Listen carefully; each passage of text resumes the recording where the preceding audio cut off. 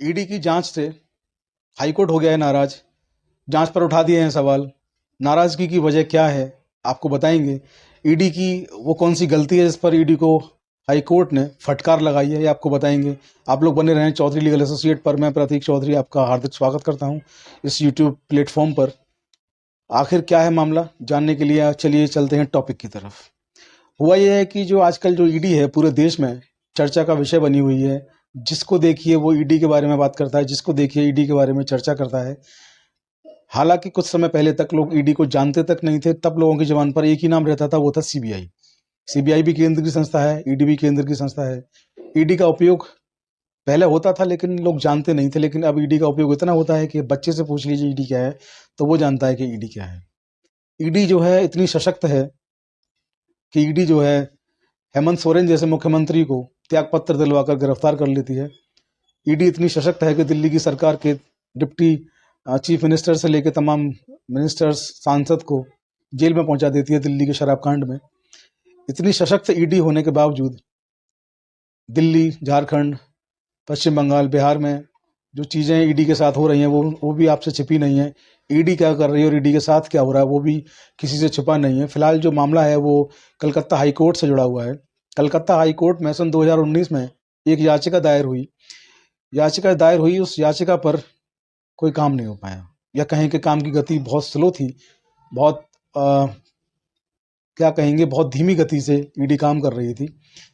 Court ने एक report उसमें तलब की। कोर्ट ने रिपोर्ट तलब की तो ईडी की जो जांच की जो गति सामने आई तो कोर्ट उससे बहुत नाराज हुआ। कोर्ट जब नाराज हुआ तो कोर्ट ने टिप्पणी कर दी।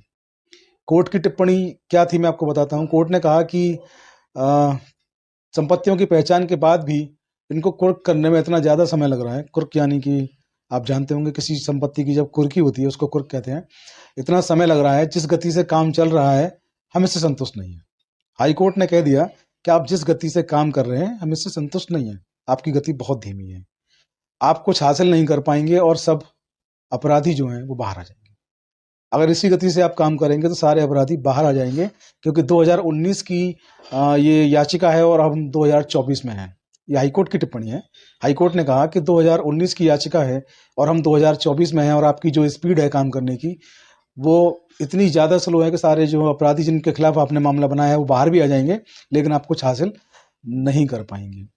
इसके बाद ईडी की तरफ से इस मामले को डीएसजी धीरज त्रिवेदी ने पेश किया। उन्होंने कहा कि हम बहुत बड़ी बाधाओं का सामना कर रहे हैं और इन बाधाओं का सामना करने के बाद हम जिस गति से काम कर रहे हैं वो इतनी धीमी नहीं है, लेकिन क्योंकि हमारे पास संसाधनों की कमी हो सकती है और हमारी बाधाएं जो हैं हमें सरकारों से लड़ना पड़ता है, तो बाधाएं हमारे पास इतनी ज़्यादा हैं कि हमें काम करने में बहुत दिक्कतें आ रही हैं। लेकिन फिर भी हम बहुत कुछ चीज़ों को हासिल कर चुके हैं और बहुत सारी चीज़ों की हम कुर्की भी कर चुके हैं, अटैचमेंट भी हम कर चुके हैं। तो कोर्ट ने ये कहा कि आप जो कर रहे हैं हम उससे संतुष्ट नहीं है, आप पूरी की पूरी रिपोर्ट लेकर अगली बार आइए और अगली बार जब आप आएंगे तो आपसे पूरी रिपोर्ट के बारे में पूछा जाएगा कि आपकी जो रिपोर्ट है वो क्या है। इसके बाद कोर्ट ने 12 मार्च का, इसी 2024 में 12 मार्च की तिथि इसमें अगली नियुक्त की और कहा कि ईडी और सीबीआई विस्तृत रिपोर्ट इस मामले में लेकर के आए। हालांकि इस मामले में ईडी ने कहा कि वो जो है एआईटीसी के सांसद अभिषेक बनर्जी और लिप्स कंपनी जो उनके बीच में जो लेन देन हुआ, जो आपको पता होगा शिक्षक भर्ती घोटाला है पश्चिम बंगाल का, उसमें जो सांसद हैं अभिषेक बनर्जी और लिप्स जो कंपनी है उनके बीच में जो लेन देन का घोटाला है, उसमें उन्होंने कहा कि हम काफ़ी कुछ इसमें हमारे पास सबूत आ चुके हैं, काफ़ी हमारे पास तथ्य आ चुके हैं। लेकिन कोर्ट ने कहा कि आपकी गति बहुत धीमी है, इस धीमी गति को लेकर के आप ना तो इंसाफ कर पाएंगे ना न्याय कर पाएंगे, और जब आप कुछ नहीं कर पाएंगे तो फिर न्यायालय बिना सबूत के क्या कर पाएगा। अपनी गति को बढ़ाइए, आपकी गति बहुत कम है, और 12 मार्च को विस्तृत रिपोर्ट लेकर के आइए कि इस मामले में आपने क्या किया, जिससे कि हाईकोर्ट आगे तय कर सके कि इस मामले में क्या करना है। फिलहाल इस वीडियो में इतना ही। आप लोग बने रहें चौधरी लीगल एसोसिएट पर। वीडियो को अपने साथियों से फॉरवर्ड शेयर करना ना भूलें, और आप हमें चौधरी लीगल एसोसिएट और ऑफिशियल प्रतीक चौधरी दोनों यूट्यूब चैनल पर सब्सक्राइब शेयर करना ना भूलें। इसके अलावा आप लोग हमें फेसबुक, इंस्टाग्राम पर चौधरी लीगल एसोसिएट और आरटी एक्टिविस्ट प्रतीक चौधरी फॉलो और शेयर करना ना भूलें। आज की वीडियो में इतना ही। जय हिंद, जय भारत, नमस्कार।